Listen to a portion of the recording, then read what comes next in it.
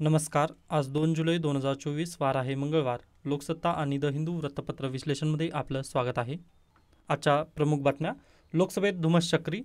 राहुल गांधींचा सरकारवरती जोरदार हल्लाबोल, तर पंतप्रधानांसह 9 ज्येष्ठ मंत्र्यांचा वारंवार हस्तक्षेप. त्यानंतर नेक्स्ट न्यूज. दीक्षाभूमीच्या भूमिगत वाहनतळाविरोधात आंदोलन, अनुयायाकडून बांधकाम बंद, फडणवीसांची स्थगितीची घोषणा. त्यानंतर मुंबईत परब, कोकणात डावखरे विजयी, ठाकरे गटाच्या 2 उमेदवारांची सरशी, तर भाजप आणि शिंदे गटाकडे एक जागा. व पंकजा मुंडे विधान परिषदेची त्यांना उमेदवारी देण्यात आलेली आहे, तर सातव यांच्या उमेदवारीमुळे काँग्रेसमधील अल्पसंख्याक नेते नाराज झालेले आहेत. त्यानंतर मेधा पाटकर यांना 5 महिन्यांचा तुरुंगवास. व ही जी सुनावणी झाली काल दिल्ली न्यायालयाने काल सुनावणी जी केली ती दिल्लीचे नायब राज्यपाल विनय कुमार सक्सेना यांनी 23 वर्षांपूर्वी ते गुजरातमधील एका सामाजिक संस्थेचे प्रमुख असताना पाटकर यांच्या विरोधात मानहानीचा खटला दाखल केला होता. त्या 23 वर्ष जुन्या खटल्यामध्ये मेधा पाटकर यांना दोषी ठरवण्यात येऊन त्यांना 5 महिन्यांचा तुरुंगवास व 10 लाखांचा दंड तिथे ठोठावण्यात आला आहे. त्यानंतर नेक्स्ट न्यूज. चुकीच्या संवर्धन पद्धतीमुळे सारस बेवारस. सारस आणि त्याच्या घरट्यांची संख्या घटली आहे. सरकारकडून त्यांच्या संवर्धनासाठीचे प्राधान्यक्रम चुकत असल्यामुळे ही परिस्थिती ओढावल्याचे अभ्यासकांचे सांगणे आहे. त्यानंतर पहा, सारस पक्षी आपल्याला अगदीच 2 वर्षापासून सतत चर्चेत असलेला दिसत आहे व त्याच्या संदर्भात सुप्रीम कोर्टामध्ये केस देखील चालू आहे. बरोबर. मग पहा, राज्यसेवा पण आता आपली काय झाली आहे, कंबाईन परीक्षा झालेली आहे. बरोबर. त्यामध्ये फॉरेस्ट ऑफिसरची पण पदं वगैरे आता मिक्स झालेली आहेत. या निमित्ताने पहा, परीक्षेला असा प्रश्न येऊ शकतो की सारस पक्षी कशा पद्धतीचा आहे, म्हणजे IUCNच्या कोणत्या कॅटेगरीमध्ये हा पक्षी येतो. तर लक्षात घ्या, एंडेंजर्ड कॅटेगरीमध्ये हा पक्षी आहे. ओके. जसं टायगर आहे, म्हणजे टायगर पण प्रश्न येऊ शकतो. पहा, टायगर, हत्ती जे तुम्हाला दिसत आहेत ना, तिथे तुम्ही डायरेक्टली एंडेंजर्ड हे तिथे घटक लावू शकता. एंडेंजर्ड हे पक्षी म्हणजे टायगर पक्षी नाही आहे, सॉरी फॉर दॅट. टायगर असू द्या, हत्ती असू द्या, हे एंडेंजर्ड कॅटेगरीमध्ये येतात IUCNच्या. ओके. हे प्लीज लक्षात ठेवा. रेड डाटा बुकनुसार IUCNची कॅटेगरी कोणती आहे, यांची एंडेंजर्ड आहे. ओके. तर ह्या बातम्या अगदी पहिल्या पेजवरती आपल्याला दिसत आहेत.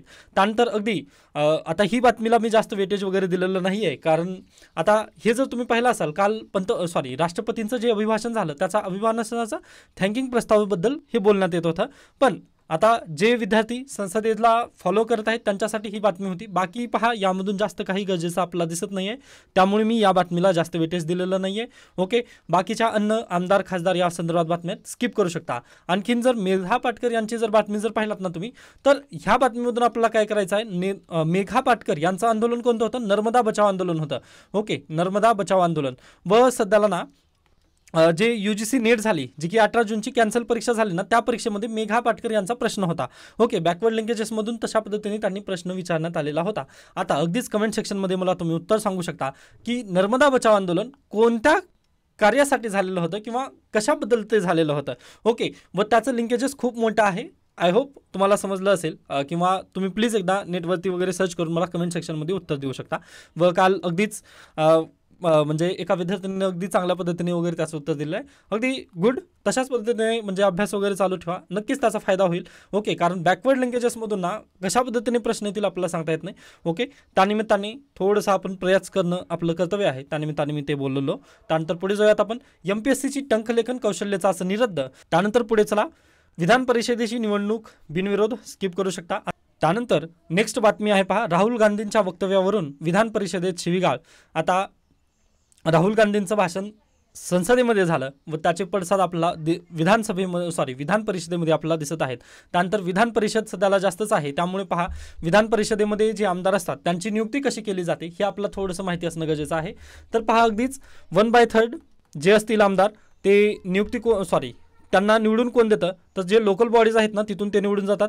त्यानंतर 1/12 जे आहेत ते ग्रॅज्युएट म्हणजे पदवीधर मतदारसंघातून. त्यानंतर 1/12 हे टीचर्स मतदारसंघातून म्हणजे शिक्षकी मतदारसंघातून जातात. त्यानंतर पहा, अगदीच 1/3 हे MLA म्हणजे जे मेंबर ऑफ लेजिस्लेटिव्ह असेंब्ली आहे तिथून जातात. म्हणजे पहा, विधानसभेचे जे आमदार आहेत त्यांच्यामार्फत 1/3 हे आमदार तिथे विधान परिषदेवरती निवडून दिले जातात. तर 1/6 जे आमदार असतील हे काय राज्यपालमार्फत काय नॉमिनेटेड असतात. ओके. तर प्लीज हे लक्षात ठेवा, 1/3 लोकल बॉडीचे जे हे असतील त्यांच्यामार्फत हे काय असतं, लोकल बॉडीचे जे सदस्य असतील त्यांच्यामार्फत आमदारांची निवड केली जाते. 1/12 ग्रॅज्युएट म्हणजे पदवीधर मतदारसंघातून 1/12 आमदारांची निवड व 1/12 शिक्षकी मतदारसंघातून व 1/3 MLA आणि 1/6 हे नॉमिनेटेड मेंबर असतात. अशा पद्धतीने आपलं काय होतं तर विधान परिषदेची अशा पद्धतीने रचना केली जाते. आता हे फक्त तुम्ही लक्षात ठेवा, कारण UPSC जरी दिलात तर अशा पद्धतीनेच प्रश्न येऊ शकतो व MPSC जरी दिलात तरी अशा पद्धतीने 1/12, कारण पहा सध्याला काय शिक्षक मतदारसंघाचे निवडणुका झालेल्या आहेत व नुकतेच आता काय राज्यसेवा आपली 21 जुलैला आहे, त्यानिमित्ताने हा प्रश्न बनू शकतो. त्यासाठी प्लीज या गोष्टी तुम्हाला लक्षात ठेवायचा आहे. आता मी हे तुम्हाला काय सांगितलेलं आहे, आमदारांची निवड कशा पद्धतीने होती ती मी सांगितलेलं आहे. तर आता तुम्हाला काय विधान परिषदेचं कलम तुम्हाला लक्षात ठेवायचं आहे. आय थिंक 2022 मध्ये राज्यसेवेमध्ये प्रश्न पण आलेला होता की विधान परिषदेची स्थापना करण्यासंबंधात म्हणजे विधानसभेने काही कायदे वगैरे पारित करावे लागतात का, अशा संदर्भात काहीतरी प्रश्न होता तो. आता म्हणजे डायरेक्टली मला आत्ता पाहिल्यानंतर मला लक्षात आलं, ते म्हणजे वाचत असताना लक्षात आलं. ओके, उद्याच्या लेक्चरमध्ये आपण त्या प्रश्नाचं नक्कीच सविस्तर विश्लेषण वगैरे करण्याचा प्रयत्न करूयात. ओके, तरी पण विधान परिषदेला ना तुम्ही एकदा आपल्या एम लक्ष्मीकांत बुकमधून किंवा अगदीच कोळंबे सरांच्या पुस्तकामधून वगैरे त्याला एकदा तुम्ही पाहून घ्या, कारण सध्याला विधान परिषद सध्याचा आहे चर्चेत आहे, त्यामुळे बॅकवर्ड लिंकेजेस बनू शकतोय. ओके, त्यानंतर सत्ता बाजार स्किप करू शकता. लोकसभा अध्यक्षांचं पद पण तुम्ही एकदा वाचून घ्या व त्याचे कलम मी सांगितलेले आहेत, त्यामुळे काळजी नका करू. फक्त एकदा जर माहिती नसतील तर तुम्ही प्लीज परत एकदा रिवाइज करून घ्या. आपण 3 वेळेस सांगितलेलं आहे, ते आता त्याबद्दल जास्त बोलत बसायचं नाही आहे. त्यानंतर पहिली बाजू मांडण्यात आलेली, उद्या नक्कीच याबद्दलची दुसरी बाजू मांडण्यात येईल, त्यामुळे हा पण लेख स्किप करूयात. आता हा लेख एकनाथ शिंदे यांनी लिहिलेला हा लेख आहे. ओके, मग आता पहा यांनी अगदीच त्यांनी काय कार्य केलेलं आहे किंवा त्यांनी सत्तेत आल्यापासून कशा पद्धतीने महाराष्ट्राचा विकास झालेला आहे हेच त्यांनी मांडण्याचा प्रयत्न केलेला आहे. पण उद्या दुसरी बाजू होईल, मग दुसरी बाजू आल्यानंतर यांच्यावरती टीका होईल, त्यामुळे मी याला घेत नाही आहे. शक्य झालं तर तुम्हाला वाचायचं असेल तर नक्कीच तुमचा जो वेळ असेल तर तुम्ही वाचून घेऊ शकता, पण आपल्यासाठी एवढं गरजेचं नाही, त्यामुळे मी याला स्किप केलेलं आहे. त्यानंतर आपण काल भारतीय संविधानामधील पार्ट 4ला चालू केली होती व पार्ट 4 कशा संदर्भात आहे हे मी सांगितलेलं होतं, DPSPs बद्दल, व त्याचे कलम किती ते किती आहेत, 36 ते 51 कलम आहेत, ते आपण पाहिलेले होते. मग कालच्या लेक्चरमध्ये आपण 36, 37 व 38 हे 3 कलम आपण पाहिलेले होते. मग आज आपण 39 पासून सुरुवात करणार आहोत. ओके, तर पहा भारतीय संविधानामध्ये कलम 39 काय म्हणतं तर अगदीच 5 प्रमुख तत्वे सांगण्यासाठी एक कलम 39 आपला ओळखला जातो. तर पहिला आहे त्यामधील तत्व पहा, उपजीविकेचे पुरेसे साधन मिळवण्याचा हक्क स्त्री व पुरुषांना सारखाच असावा. म्हणजे स्त्री आणि पुरुषांची समानता इथे पण सारखीच आहे. 39(1) मध्ये पण स्त्री पुरुषांची समानता देण्याचा संदर्भात थोडासा प्रयत्न केलेला आहे. म्हणजेच काय तर उपजीविका हा जगण्याचा मूलभूत भाग आहे, जगण्याच्या अधिकारात त्याचा समावेश होतो. तसेच अनुच्छेद 15 आणि 16 मध्ये स्त्री आणि पुरुष असा भेदभाव केला जाणार नाही असे म्हटलेलेच आहे. या तत्वांशी सुसंगत असलेले हे पहिले तत्व आहे. ओके, आता UPSC प्रश्न विचारू शकेल की DPSP मध्ये स्त्री आणि पुरुषांना समान त्यांची तुलना वगैरे असावी किंवा म्हणजे त्यांना समान लेखावं यासाठी कोणतं कलम आहे का DPSP मध्ये म्हणतोय मी, तर अगदीच बरोबर आहे 39(1). डन. तर अशा पद्धतीने आहे. व जर मूलभूत हक्कामध्ये जर कोणतं कलम आहे का तर 15 आणि 16 इथे काय आहे, स्त्री आणि पुरुषांना समान लेखलं गेलेलं आहे. त्यानंतर पुढे सामूहिक हिताचा विचार करून भौतिक साधन संपत्तीचा मालकी आणि नियंत्रण याबाबत विभागणी केली जावी. समाजवादाचे हे मूल तत्व आहे. या विभागणीच्या तत्वाचाच विस्तार म्हणून तिसरे तत्व मांडले आहे. आता दुसरं तत्व समजण्यासाठी आपल्याला तिसऱ्याकडे यावं लागेल. म्हणजेच काय, संपत्तीचे आणि उत्पादन साधनांचे एकत्रीकरण होऊन सामूहिक हितास बाधा येईल अशा प्रकारे आर्थिक यंत्रणा राबवण्यात येता कामा नये असं आपला काय 39(2) सांगतं. म्हणजेच काय पहा, आहेरे वर्ग आणि नाहिरे वर्ग आपल्याला काय क्रिएट होऊ द्यायचा नाही आपल्या समाजामध्ये. म्हणजेच काय बोलायचं आहे मला तर पहा, एका वर्गाकडे अगदी जास्त संपत्ती आहे, ओके, व एका वर्गाकडे काहीच संपत्ती नाही असं होऊ नये. म्हणजे यामुळे काय होतं पहा, समाजामध्ये डिवाइड क्रिएट होतं. ओके, जी समाजात दरी होते ना, दरी आज देखील आहेच आपल्या समाजात, पण आपलं भारतीय संविधान काय म्हणतं की बाबा ही दरी तुम्ही मोकळी करा, असं व्हायला नको आहे. म्हणजे पहा, अगदी अदानी अंबानी यांच्याकडे संपूर्ण संपत्ती गेली असेल व अगदी जे गरीब आहेत ते अगदी सरकारच्या जीवावर वगैरे जगत आहेत, असं व्हायला नको आहे असं भारतीय संविधान आपल्याला ऑलरेडी सांगतं. पण पहा, रियालिटीमध्ये तशा पद्धतीने होऊ शकत नाही किंवा म्हणजे सरकार वगैरे त्या पद्धतीने प्रयत्न करत नाही आहे की काय, असाच इथं आपल्याला प्रश्न निर्माण केला जातो. पण आपल्या भारतीय संविधानामध्ये तसं देण्यात आलेलं आहे की गरीब आणि श्रीमंत यांच्यामध्ये दरी असू नये, हेच सांगतं आपला 2 आणि 3 हे जे तत्व आहेत 39व्या कलमामधील, हे आपला बेसिकली त्याच गोष्टीला थोडंसं खुणावून सांगत आहेत. त्यानंतर पुढे चला. आता हे डाटा प्रूव्ह करण्यासाठी इथं काही म्हणजे हे जे काही मी बोललो, ओके, म्हणजे आपल्या समाजामध्ये गरीब आणि श्रीमंतामध्ये दरी निर्माण झालेली आहे, हे जे मी पॉईंट ठेवलो तुमच्यासमोर, याला प्रूव्ह करण्यासाठी इथं पहा ऑक्सफॅम इंटरनॅशनलचा डाटा पण आलेला आहे. व ब्युटी अशी आहे की UPSCने याच्यापूर्वी एक प्रश्न विचारलेला होता की ऑक्सफॅम इंटरनॅशनल हे काय आहे. ओके, किंवा ऑक्सफॅम इंटरनॅशनल मार्फत काय प्रोव्हाइड केला जातो, अशा पद्धतीचा तो एक प्रश्न होता. तर पहा त्यांच्या मार्फत काय प्रोव्हाइड केलं जातं, तर अगदीच संस्थेने जागतिक विषमतेबाबतचा एक अहवाल 2023 साली प्रकाशित केला आहे. म्हणजेच काय, ऑक्सफॅम इंटरनॅशनल ऑक्सफॅम इंटरनॅशनल मार्फत जागतिक जे विषमता असते ती किंवा त्याचा अहवाल ते प्रकाशित करतात. ओके, हे लक्षात ठेवा. ऑक्सफॅम इंटरनॅशनल काय आहे, NGO आहे व याच्या मार्फत काय केलं जातं, तर अगदीच समाजामध्ये दरी किती आहे किंवा समाजामध्ये आर्थिक विषमतेनुसार एक रिपोर्ट किंवा अहवाल तो प्रकाशित केला जातो. व 2023च्या अहवालानुसार आता पहा, भारतामध्ये 5% श्रीमंत व्यक्तीकडे देशाची 60%हून अधिक संपत्ती आहे. ओके, देशाची 60%हून अधिक संपत्ती कोणाकडे आहे, फक्त 5% व्यक्तींकडे आहे. व उर्वरित जे 95% व्यक्ती आहेत ना, त्यांच्याकडे 40% संपत्ती आहे. म्हणजे पहा आपल्या देशामध्ये पण किती इन्कम डिवाइड इथं आपल्याला दिसत आहे बेसिकली डायरेक्टली ही आकडेवारी पाहिल्यानंतर. त्यानंतर संपत्तीबाबतचे हे असमान वितरण लक्षात घेता अनुच्छेद 39 मधील हे दोन्ही मुद्दे किती महत्त्वाचे आहेत हे सहज लक्षात येऊ शकेल. पण आपल्याकडे सध्याला त्याबद्दल ॲक्शन्स वगैरे घेतले जात नाही आहेत असं आपण इथं बेसिकली म्हणू शकतो. ओके, त्यानंतर पुढे चला, कलम 4 त्यामधील तत्व 4, पुरुष आणि स्त्रिया यांना समान कामाबद्दल समान वेतन मिळाले पाहिजे. यासोबतच साधे वाटणारे हे तत्व अनेकदा पायदळी तुडवले जाते. जसे गावांमध्ये अनेकदा पुरुषाला अधिक मोबदला दिला जातो तर स्त्रीला कमी, काम समान प्रकारचे असतानाही असा भेद सर्रास केला जातो. त्या पुढील तत्व मांडले आहे. त्यासोबतच पहा, 5वं तत्व आहे की स्त्री आणि पुरुष या दोघांना पण कामगारांचे आरोग्य आणि बालकांचे कोवळे वय याचा दुरुपयोग करू नये. आर्थिक गरजेपोटी त्यांना न पेलणाऱ्या व्यवसायांत किंवा कामात शिरण्यास भाग पाडू नये. अशा पद्धतीचं 5वं तत्व आपला 39व्या कलमामध्ये इथं बेसिकली सांगता येतं. ओके, यामधील सर्वात महत्त्वाचे 2 कलम आहेत, 2 आणि 3 ही तत्व जे आहेत ते सर्वात महत्त्वाचे आहेत. बाकीचे हे जे आरोग्याच्या गोष्टी वगैरे आहेत ना, त्या कलम 41 मध्ये येतात, ज्यामध्ये मॅटर्निटी लिव्ह वगैरे मिळणे या संदर्भाच्या गोष्टी तिथं केल्या गेलेल्या आहेत. आय होप तुम्हाला हे सर्व काही अगदी योग्यरित्या समजलेलं आहे. आता हे जे आपण चर्चा केली ना, हे तुम्हाला एसे मध्ये पण खूप महत्त्वपूर्ण ठरेल. पहा, एसे असू द्या किंवा अगदीच आपलं GS1 मध्ये काय आहे, GS1 मध्ये इंडियन सोसायटी, भारतीय समाज हा टॉपिक आहे ना, तिथे पण ऑक्सफॅम इंटरनॅशनल, आता जे विद्यार्थी मेन्सचे आहेत ना, त्यांनी प्लीज हा अहवाल तुम्हाला लक्षात ठेवायचा आहे. ओके, तर अशा पद्धतीने हा संविधान भान आपल्याला इथं समजतो. त्यानंतर आपण पुढे जाऊयात. येथे पहा, आपल्यासाठी गरजेची न्यूज नाही आहे. त्यानंतर नेक्स्ट आहे, एखादा कायदा आधुनिक आहे की मागास हे त्या कायद्याचा वापर करणाऱ्याच्या मानसिकतेवरून ठरते, न की एखादा कायदा आला व मानसिकता तिथं पुसली जाईल असं आपल्याला डायरेक्टली होता येत नाही, असं इथं लेखकांचं म्हणणं आहे. व हे नव्या गुन्हेगारी कायद्यांनाही लागू आहेच असं लेखकांचं इथं बेसिकली म्हणणं आहे. ओके, म्हणजे काय पहा, आता आपण काय केलं, जे 3 नवीन कायदे आले. ओके, व 3 नवीन कायदे आल्यानंतर आपण काय म्हटलं की बाबा याने अगदी जी ब्रिटिशांची मानसिकता वगैरे आहे ती पुसली गेलेली आहे असं डायरेक्टली संसदेमध्ये वगैरे अमित शहा जेव्हा भाषण करत होते त्यावेळेस त्यांनी अशा पद्धतीने वक्तव्य केलेलं आहे. बरोबर, पण पहा खऱ्या अर्थाने ती मानसिकता वगैरे पुसली गेली का, तर बिलकुल नाही. का असं, तर पहा फक्त कायदे करून होत नाहीये, तर त्याचं पहा वापर कशा पद्धतीने होतं किंवा कोण व्यक्ती कशा पद्धतीने कोणत्या दृष्टिकोनातून मानसिकरित्या विचार करत आहे त्या गोष्टीवरती ही त्या दृष्टिकोनातूनच हे सर्व जी मानसिकता आहे ना ती ठरत असते. म्हणजे पहा, फक्त कायदे पुसले गेले म्हणून सर्व काही होत नाही असं इथं बेसिकली लेखकाला म्हणायचं आहे.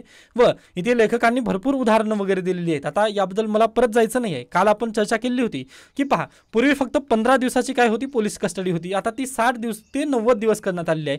म्हणजेच काय, एखादा अनट्रायल व्यक्तीला आपण काय पोलीस कस्टडीमध्ये ठेवण्यात येईल. व सर्वांना माहिती आहे आपले तुरुंग ऑलरेडी भरून बसलेली आहेत. जसं भीमा कोरेगावचं उदाहरण मी काल पण घेतलेलं होतं. त्यामधील जे कैदी आहेत ना, त्यांना अगदीच पहा त्यांच्यावर ट्रायलच झालेला नाही आहे. ओके, आपण त्यांना अगदी आरोपी असं म्हणतो, गुन्हेगार ते ठरलेलेच नाही आहेत, तरी पण त्यांना ट्रायल न होताही त्यांना आपण काय 2018 पासून त्यांना ते कैदेमध्ये आहेत. व जर असं असताना व त्यासोबतच पहा स्टॅन स्वामी यांचा तर तुरुंगातच मृत्यू झालेला आहे. मग असं असताना आपण 15 दिवसाची पोलीस कस्टडी 60 ते 90 दिवस एवढ्या दिवस लांबून आपण काय साध्य करत आहोत. ओके, ठीक आहे.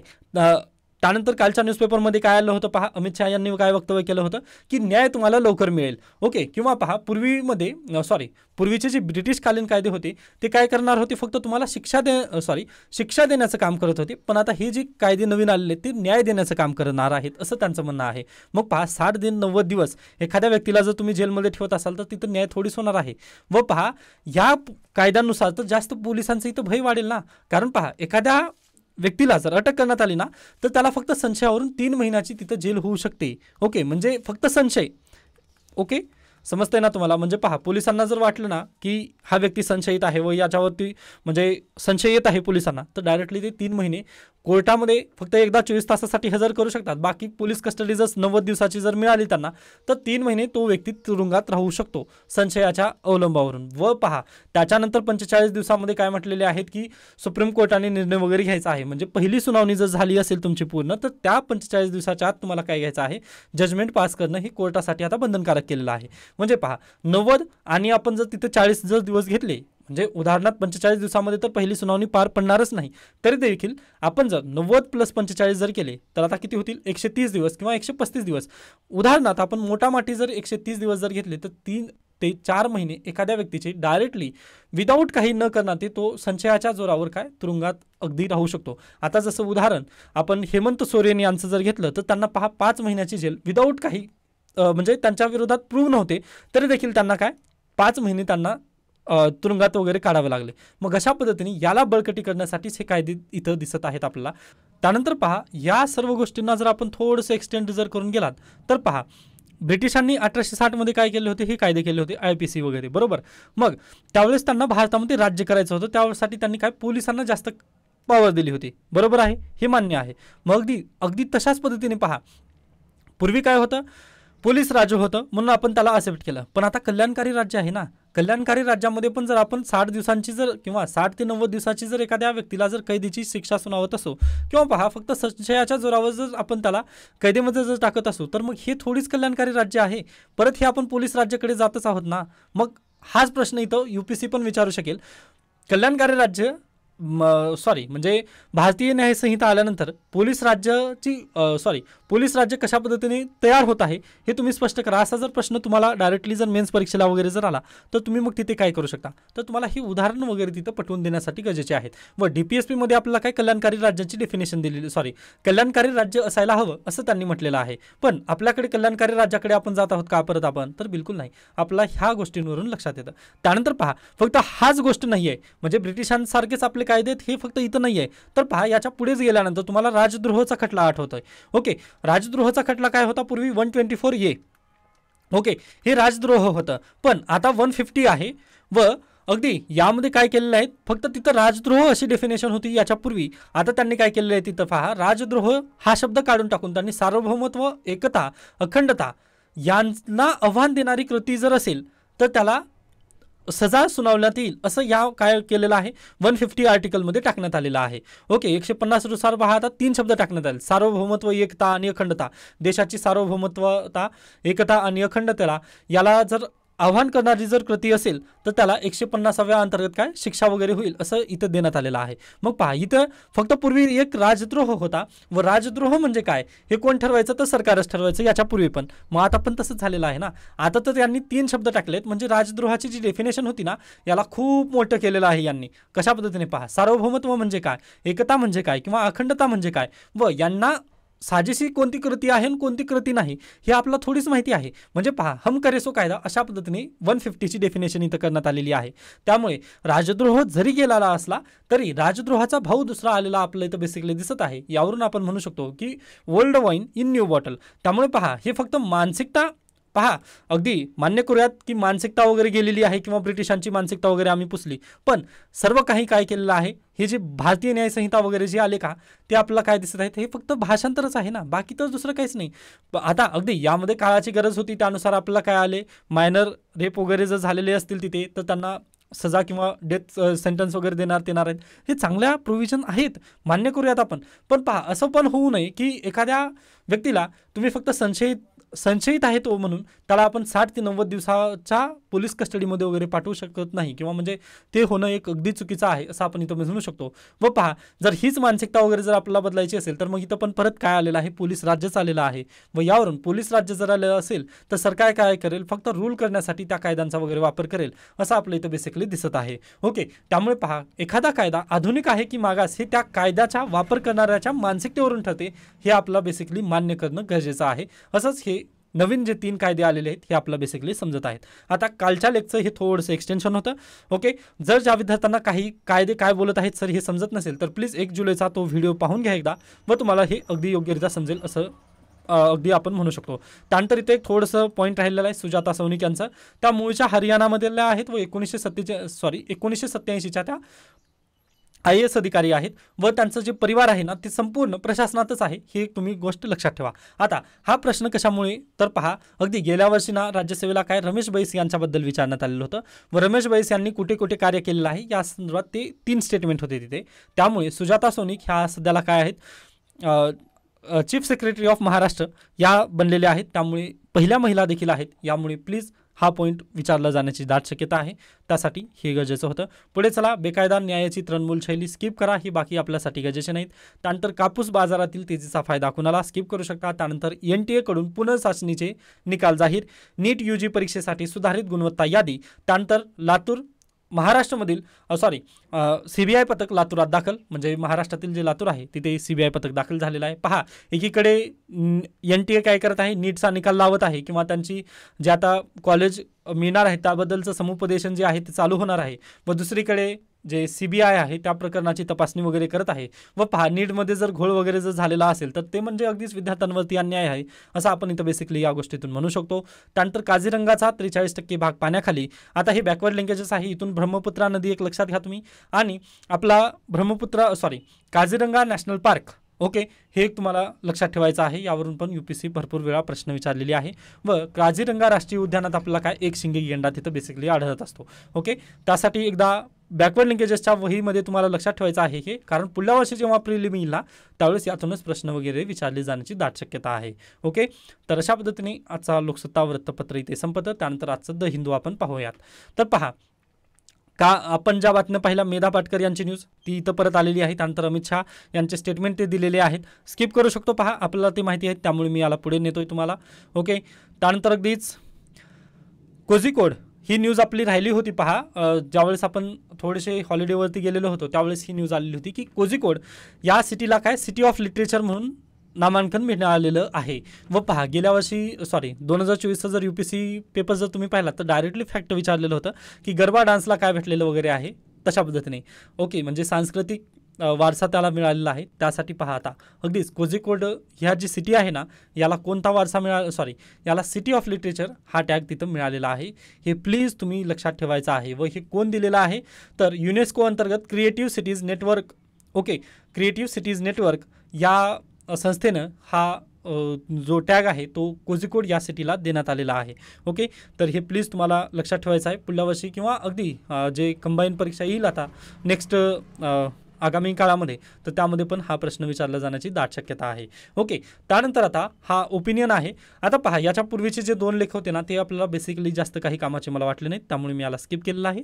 पण हा लेख अगदी गरजेचा आहे, त्यानिमित्ताने पाहूयात आपण. ओपिनियन आहे हा. तर पहा, अशोक लवासा यांनी हा लेख लिहिलेला आहे. व अशोक लवासा तुम्हाला माहितीच असतील की 2019मध्ये हे इलेक्शन कमिशनर होते व त्यांनी अगदीच नरेंद्र मोदीच्या थोडंसं विरोधात जाण्याचा प्रयत्न केला होता, पण त्यांना अगदी त्यांच्यावरती ED CBI वगैरे लावून त्यांनी पुन्हा परत राजीनामा दिलेला होता. असं त्यांचं बॅकग्राऊंड होतं.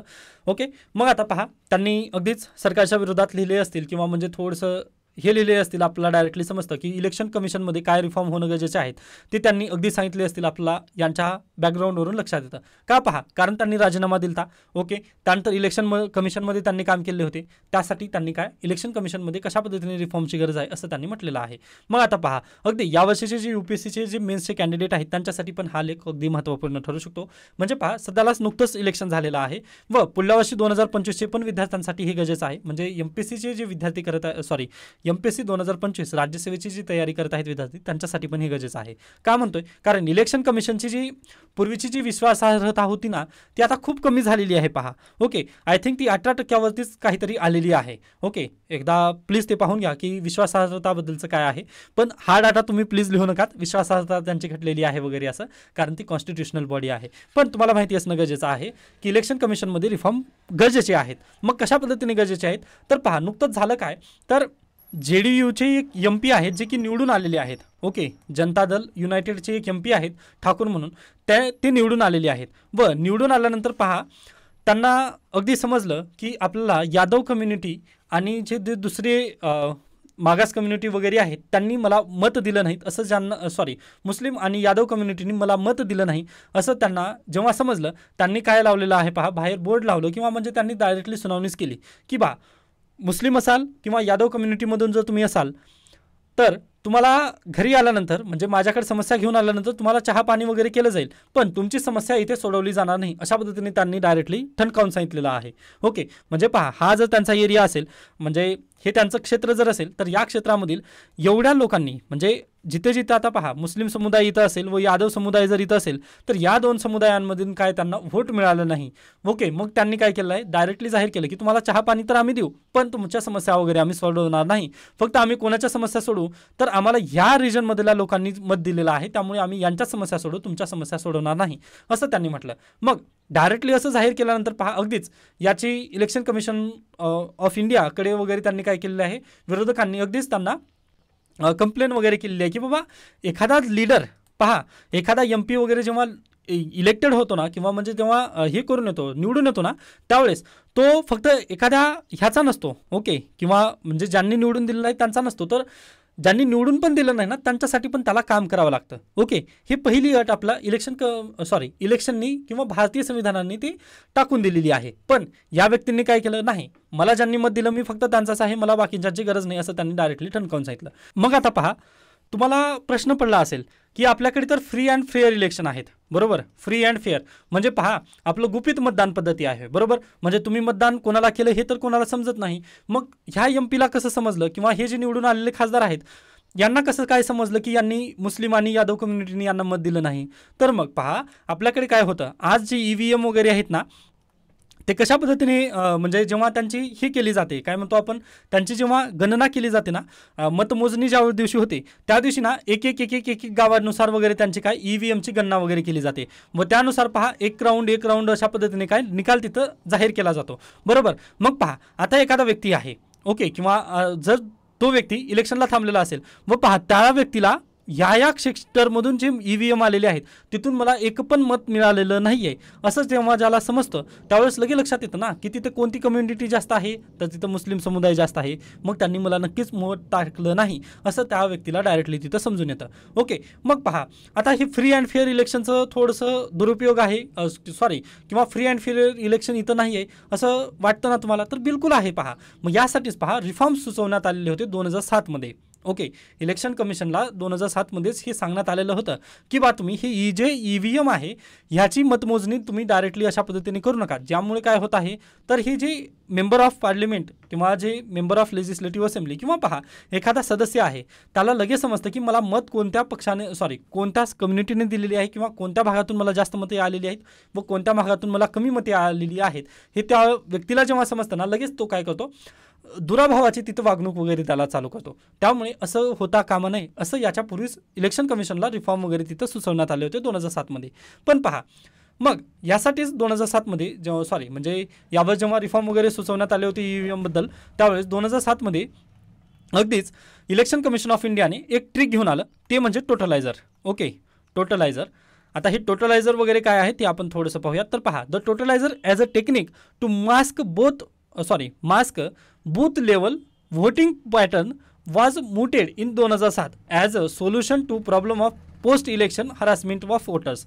ओके, म्हणजे मला तू व्होट का दिलं नाहीस म्हणून जे पोस्ट इलेक्शनची हरासमेंट वगैरे केली जाते त्याला थांबवण्यासाठी टोटलायझर ही जी बूथ लेवलची जी ही होती काय म्हणतो आपण त्याला पडदा स्थापण्याची जी पद्धती होती ती इंट्रोड्यूस करण्यात आली किंवा म्हणजे त्याला थोडंसं पुढे घेऊन आणण्याचा प्रयत्न केला गेला व 2009च्या मेघालय आणि उत्तर प्रदेशच्या लेजिस्लेटिव्ह असेंब्ली म्हणजे विधानसभेच्या इलेक्शनमध्ये याला यूज देखील करण्यात आलं व तिथं सक्सेसफुल हा प्रयोग झाला टोटलायझरचा.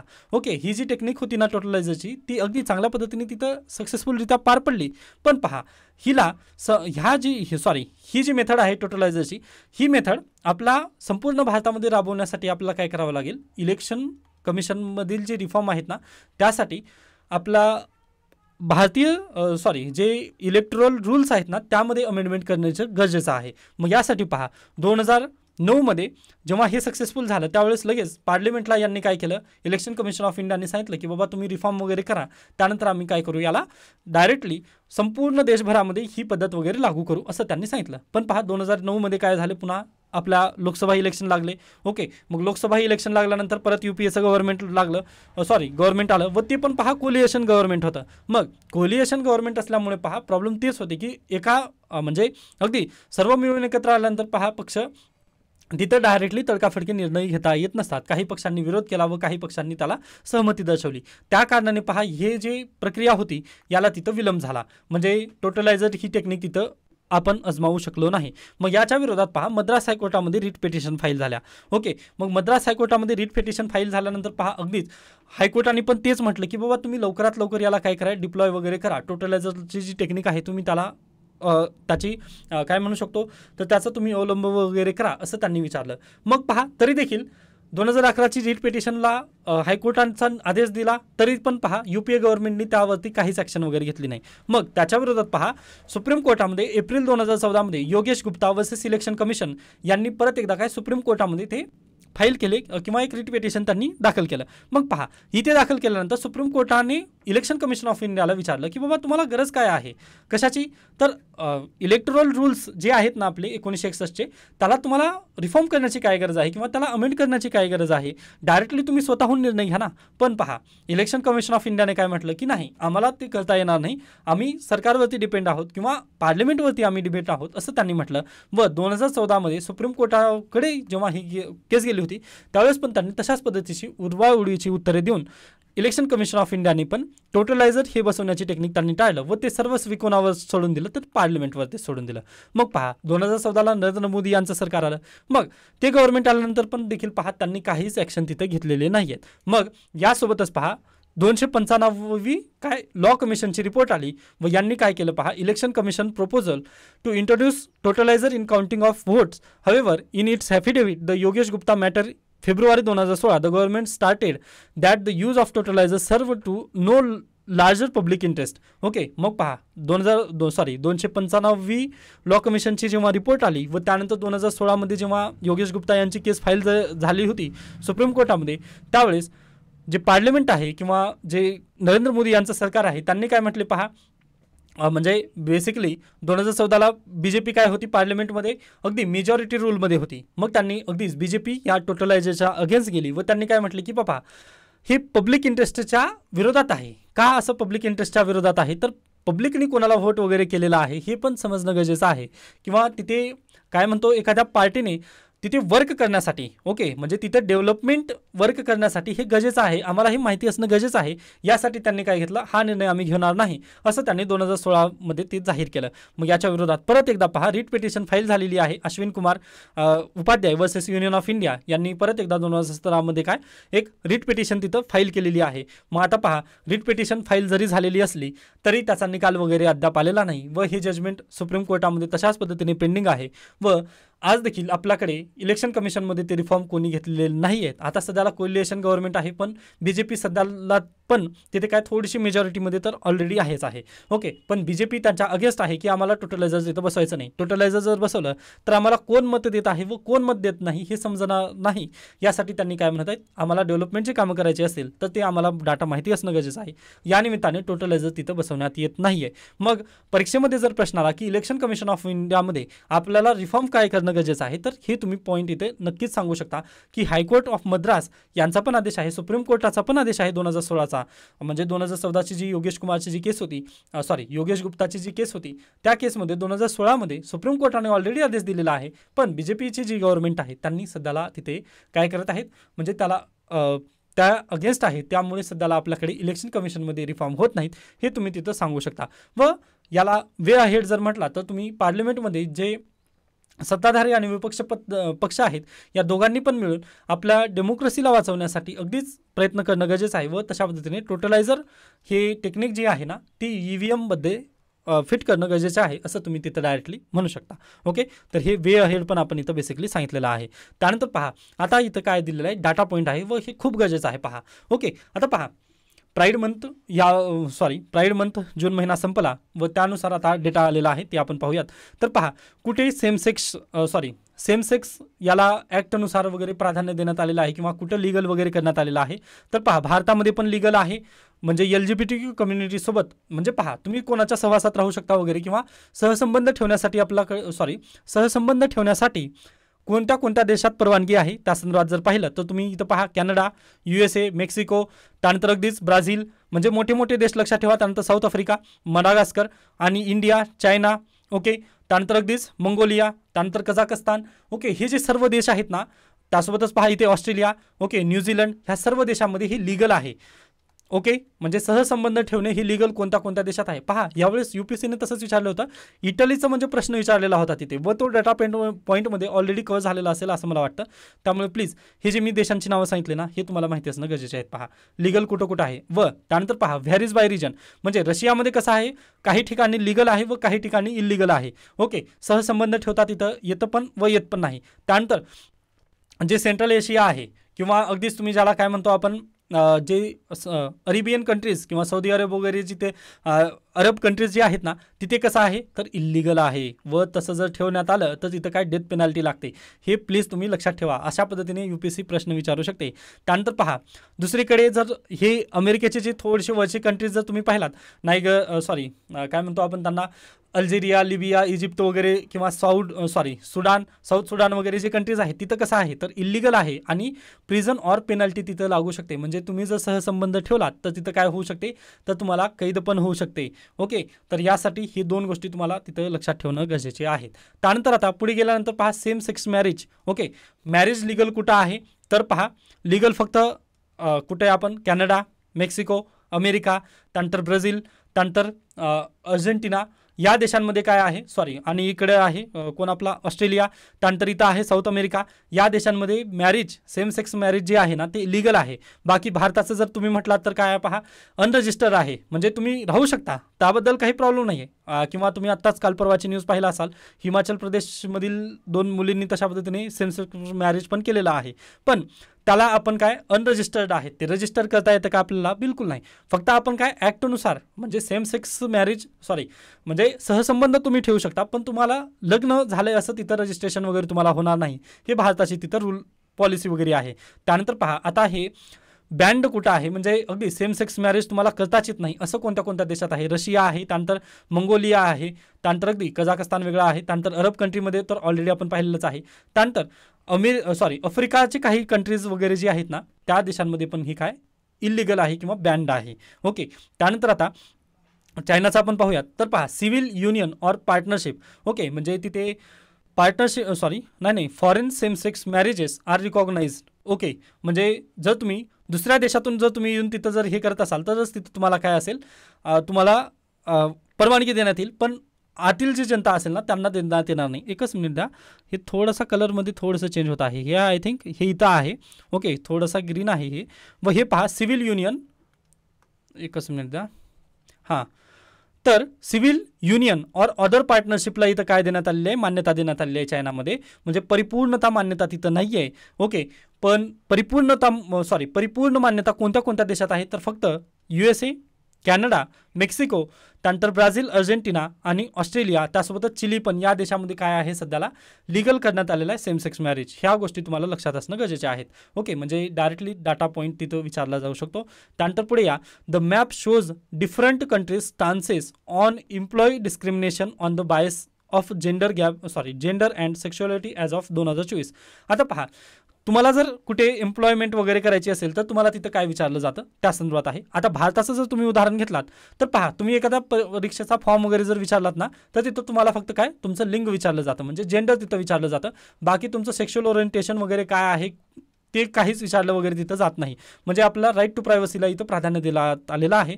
हे भारताचं वैशिष्ट्य आहे व पाकिस्तानचं पण तसंच आहे, तुम्ही लक्षात घेऊ शकता, म्हणजे बाजूचा देश म्हणून. त्यानंतर मेक्सिकोमध्ये काय आहे, व्हॅरीज बाय रिजन. ओके, म्हणजे तिथं ठरवलं जातं, तिथं डायरेक्टली सेंट्रलचा लॉ वगैरे तिथं काही नाही आहे. त्यानंतर आता जर तुम्ही अमेरिका, कॅनडा, त्यानंतर इथं पण अमेरिकाच आहे. त्यानंतर ऑस्ट्रेलिया घ्या, साऊथ आफ्रिका घ्या, त्यानंतर मंगोलिया आणि कझाकस्तान या देशांची जर थोडीशी चर्चा जर केलात तरी तर काय तुम्हाला काय काय विचारलं जातं, तर सेक्शुअल ओरिएंटेशन आणि जेंडर आयडेंटिटी, म्हणजे तुम्ही कशा पद्धतीचे आहात, म्हणजे तुमचं ओरिएंटेशन काय आहे आणि जेंडर तुमचं विचारलं जातं. ह्या दोन गोष्टी तुम्हाला सरकारी फॉर्म भरताना, म्हणजे सरकारी नोकरीचा फॉर्म भरत असताना किंवा तुम्ही कुठे प्रायव्हेट इन्स्टिट्यूटमध्ये देखील जर तुम्हाला नोकरी करायची असेल ना, तर या दोन गोष्टींचा तुम्हाला तिथं खुलासा करावा लागतो. ओके, त्यानंतर जेंडर आयडेंटिटी ओनली भारत आपण पाहिलेला आहे व इथे कोणता आहे, अर्जेंटिना, या दोन देशामध्ये तसा आहे. व आता इथे जर तुम्ही पाहिलात रशिया आणि अरब कंट्रीज, त्यानंतर आफ्रिकन कंट्रीज, तर तिथं काय नो प्रोटेक्शन्स. ओके, म्हणजे तिथं काही तुम्हाला करताच येत नाही, हे तुम्हाला डायरेक्टली तिथून लक्षात येतं, आपण ते पाहिलेलंच आहे. ओके, तर त्यानंतर आणखीन एक आहे news. Okay, 16th finance commission बसलेलं आहे. तर 16th फायनान्स कमिशनचे अध्यक्ष कोण आहेत ते कमेंट सेक्शनमध्ये मला एकदा प्लीज सांगायचं आहे. याच्यापूर्वी आय थिंक आपण हे चर्चेला घेतलेलं होतं, त्यामुळे सांगा. आता इथे आर्टिकल कितवा आहे, 280 यानुसार फायनान्स कमिशन बसतं, हे तुम्हाला लक्षात ठेवायचं आहे. ओके, कमेंट सेक्शनमध्ये तुम्ही आर्टिकल सांगा मला, अध्यक्ष सांगायचे आहेत. बाकी मी सांगितलेलं आहे कलम कितवा आहे, 280 व हे कलम असेल. Okay, done. मग आता आपण इथे थांबूयात. याबद्दल काही शंका, काही सजेशन असतील तर नक्की मला सांगू शकता. धन्यवाद.